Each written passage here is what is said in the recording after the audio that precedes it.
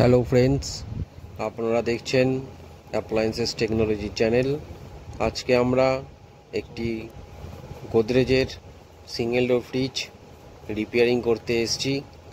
এখানে gasket problem আছে, প্রায় 1 মাস ধরে এই গ্যাসকেটের সমস্যা ছিল।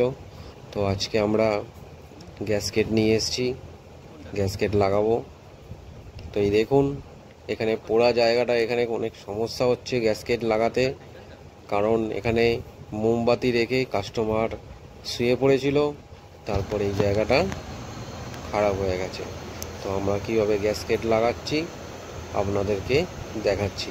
একটু ভালো করে দেখুন যে একটা ছুরি দিয়ে গরম করে কি সুন্দর আমরা গ্যাসকেটটাকে কেটে লাগালাম।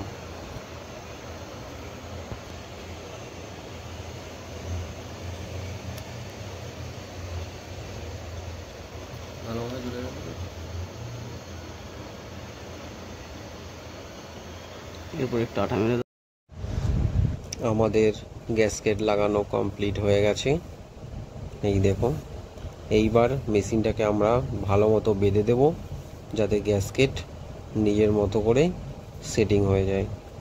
প্রায় এটাকে 24 ঘন্টা ভালো করে গামছা দিয়ে বা অন্য কাপড় দিয়ে বেঁধে দেবো, তাহলে আর কোনো সমস্যা থাকবে না।